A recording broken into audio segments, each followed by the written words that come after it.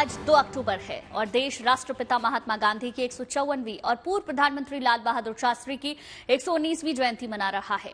आज सुबह राष्ट्रपति के अलावा उपराष्ट्रपति, प्रधानमंत्री नरेंद्र मोदी, लोकसभा अध्यक्ष ओम बिरला राजघाट पहुंचे और बापू को श्रद्धासुमन अर्पित किए। इसके अलावा दिल्ली के एलजी विनय कुमार सक्सेना राजघाट पहुंचे, बापू को श्रद्धांजलि दी। साथ ही कांग्रेस अध्यक्ष मल्लिकार्जुन खड़गे भी राजघाट पहुंचे। राष्ट्रपिता महात्मा गांधी की जयंती के मौके पर आज राजघाट पर कई विशेष कार्यक्रमों का आयोजन किया गया और बापू के आदर्शों पर चलने का प्रण लिया गया। देखिए, ये तस्वीरें हम आपको दिखा रहे हैं। राजघाट से सुबह ये तस्वीरें सामने आई। पहली तस्वीर राष्ट्रपति द्रौपदी मुर्मू की, जहां उन्होंने बापू को नमन किया। उपराष्ट्रपति जगदीप धनखड़ दूसरी तस्वीर में। तीसरी प्रधानमंत्री नरेंद्र मोदी की, जब वो वहां पर पहुंचे, श्रद्धा सुमन बापू को अर्पित किए, श्रद्धांजलि दी। चौथी तस्वीर राजघाट पर जब ओम बिरला पहुंचे उस दौरान की, एलजी विनय सक्सेना 5वीं तस्वीर में आपको नजर आएंगे। और आखिरी तस्वीर मल्लिकार्जुन खड़गे की, कांग्रेस अध्यक्ष बापू को श्रद्धांजलि देने के लिए पहुंचे और उसके बाद ये प्रण लिया गया कि बापू के कदमों पर किस तरीके से चला जाए।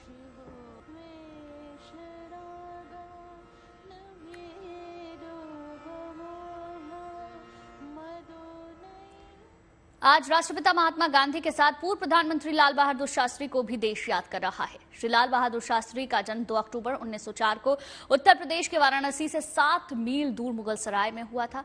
पंडित जवाहरलाल नेहरू की मृत्यु के बाद राजघाट पर महात्मा गांधी को श्रद्धासुमन अर्पित करने के साथ पीएम मोदी ने देश के पूर्व प्रधानमंत्री और स्वतंत्रता सेनानी लाल बहादुर शास्त्री को भी श्रद्धांजलि दी। 2 तस्वीरें आपकी टेलीविजन स्क्रीन पर।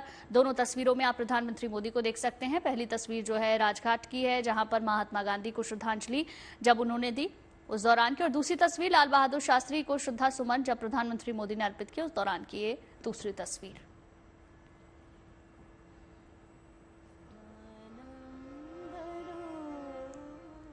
राष्ट्रपिता महात्मा गांधी की जयंती पर प्रधानमंत्री मोदी ने उन्हें श्रद्धांजलि देते हुए सोशल मीडिया पर अपनी बात भी लिखी।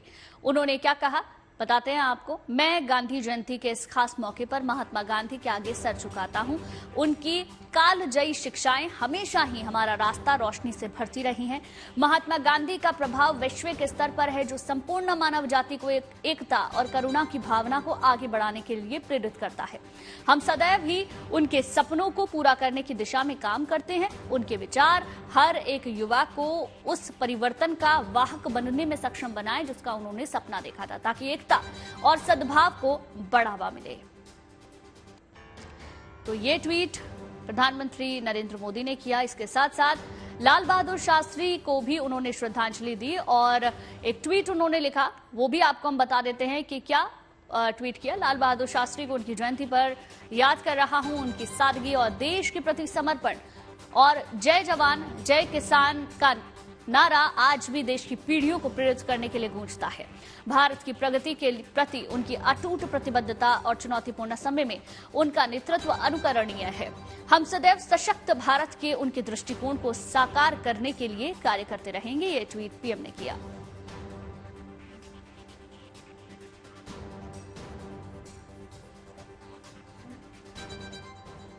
राष्ट्रपिता महात्मा गांधी की जयंती के मौके पर दिल्ली के राजघाट पर अलग अलग लोगों ने बापू को श्रद्धांजलि दी। इसके अलावा तमाम राज्यों के मुख्यमंत्रियों ने भी बापू को पुष्प अर्पित किए। गोरखपुर में उत्तर प्रदेश के मुख्यमंत्री योगी आदित्यनाथ ने महात्मा गांधी की प्रतिमा पर श्रद्धा सुमन अर्पित किए। तो पोरबंदर में कीर्ति मंदिर में गुजरात के सीएम भूपेंद्र पटेल ने बापू को नमन किया। इसके अलावा राजस्थान के मुख्यमंत्री अशोक गहलोत ने भी बापू को श्रद्धांजलि दी। उत्तराखंड के सीएम पुष्कर सिंह धामी ने महात्मा गांधी की प्रतिमा पर फूल चढ़ाए।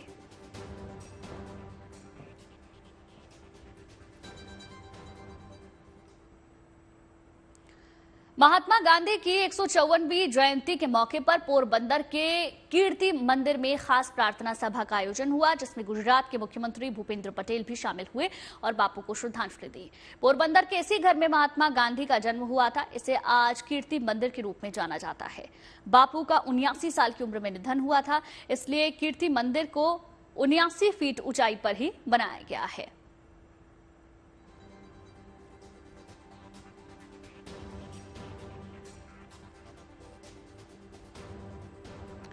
तो 154वीं जयंती पर अलग अलग तरीके से अलग अलग जगहों पर बापू को श्रद्धांजलि दी गई। गांधी जयंती से एक दिन पहले स्वच्छता दिवस मनाया गया क्योंकि गांधी ये मानते थे कि स्वच्छता में भगवान का वास होता है और उनकी नजर में राजनीतिक स्वतंत्रता से ज्यादा जरूरी है स्वच्छता। लिहाजा आज देश के अलग अलग हिस्सों में लोगों ने साफ सफाई की। पीएम मोदी की अपील पर आज लोगों ने 1 घंटे एक साथ स्वच्छता ही सेवा के तहत श्रमदान किया। दरअसल इसकी शुरुआत 2014 में की गई, जब महात्मा गांधी के स्वच्छ भारत के सपने को एक मुहिम से जोड़ा गया।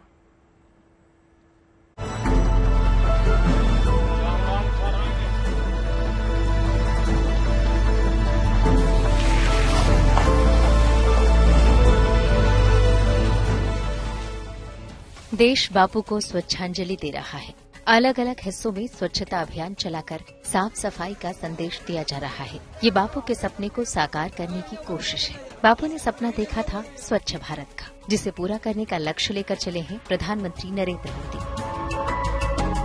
ये वो तस्वीरें हैं जो पीएम मोदी की उसी मुहिम से जुड़ी है जो उनके दिल के सबसे करीब है। 2 अक्टूबर से एक दिन पहले पीएम ने एक बार फिर हाथ में झाड़ू थामा और देश को स्वच्छता की अहमियत याद दिलाई। इस बार स्वच्छता की इस मुहिम में पीएम के साथ दिखे पहलवान और सोशल मीडिया इन्फ्लुएंसर अंकित बैयापुरिया। फिटनेस के लिए आप इतनी मेहनत करते हैं, उसमें ये स्वच्छता अभियान कैसे मदद करेगा? वातावरण को स्वस्थ रखना तो हमारा कर्तव्य है। वो स्वस्थ तभी हम स्वस्थ। अंकित, आप फिजिकल एक्टिविटी के लिए कितना समय देते हैं? दिन में 4 से 5 घंटे। आपको भी देख के थोड़ा सा मोटिवेट होते हैं कि आप भी इतनी एक्सरसाइज करते हो। मैं ज्यादा एक्सरसाइज नहीं करता, लेकिन रोजमर्रा की जिंदगी के लिए जितना चाहिए, लेकिन मैं डिसिप्लिन फॉलो करता हूँ। पीएम के साथ कई और नेताओं ने भी आज देश के अलग अलग हिस्सों में स्वच्छता अभियानों में शिरकत की। अमित शाह साबरमती में थे तो जेपी नड्डा और राजनाथ सिंह ने दिल्ली में हाथ में झाड़ू थामे। इसी तरह ओम बिरला ने कोटा में और योगी आदित्यनाथ ने सीतापुर में सफाई की।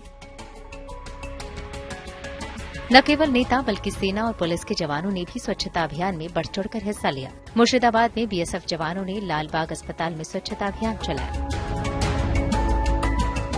इंडियन एयरफोर्स के जवानों ने भी अपने दिल्ली हेडक्वार्टर में साफ सफाई की। मुंबई पुलिस ने भी इस स्वच्छता अभियान में हिस्सा लिया। जिन बापू ने कभी स्वच्छ भारत का सपना देखा था, उनकी जयंती पर उन्हें इससे बेहतर श्रद्धांजलि और क्या होगी। ये मुहिम पीएम मोदी ने पहली बार साल 2014 में गांधी जयंती के मौके पर शुरू किया था।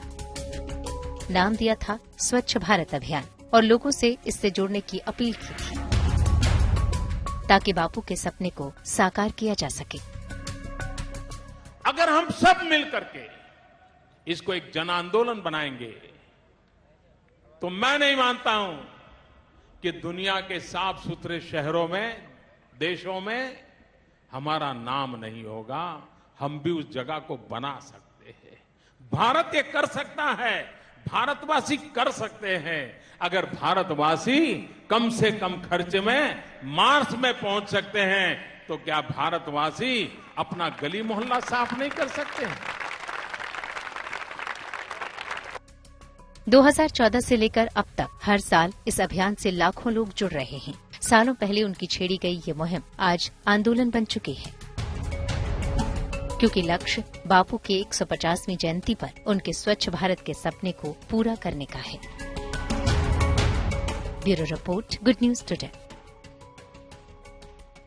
मोहनदास करमचंद गांधी, जिन्होंने एक अमीर घराने में जन्म लिया, विदेश में पढ़ाई की, उसके बाद जब होश संभाला तो सब कुछ त्याग दिया। ये कहानी है मोहनदास करमचंद गांधी के महात्मा गांधी बनने की, आम लोगों के बापू बनने की। 2 अक्टूबर को हम उनकी, यानी कि आज के दिन हम उनकी 154वीं जयंती मना रहे हैं। ऐसे में उनकी जिंदगी से जुड़े कुछ अहम किस्सों के बारे में भी जानना जरूरी है।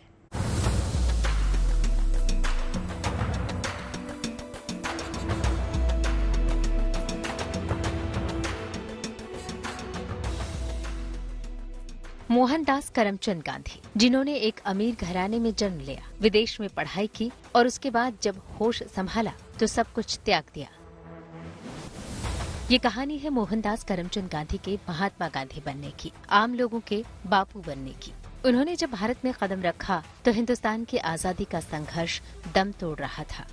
तब उन्होंने आजादी के संघर्ष के लिए एक नया रास्ता हिंदुस्तान को दिखाया, अहिंसा और सत्याग्रह का रास्ता। और साबरमती के इस संत ने ऐसा कमाल कर दिया कि आज दुनिया उन्हें महात्मा गांधी के रूप में जानती है। आपको जानकर हैरानी होगी कि दुनिया भर में अगर किसी एक शख्स पर सबसे अधिक किताबें लिखी गई हैं और दुनिया के हर देश में लिखी गई हैं, तो वो महात्मा गांधी ही हैं। एक ऐसे पुरोधा जिन्होंने पूरी दुनिया में सत्य और अहिंसा के मूल्यों के साथ समानता का नजरिया दुनिया को दिया। ये बापू के विचारों की ताकत ही है कि आज पूरी दुनिया उनके आगे सिर झुकाती है। विश्व में महात्मा गांधी के कार्यों को इस बात से समझा जा सकता है कि जिस देश से भारत को आजादी दिलाने के लिए उन्होंने लड़ाई लड़ी, उसी ने उनके सम्मान में डाक टिकट जारी किया। गांधी जी के निधन के 21 साल बाद ब्रिटेन ने उनके नाम पर पहली बार डाक टिकट जारी किया।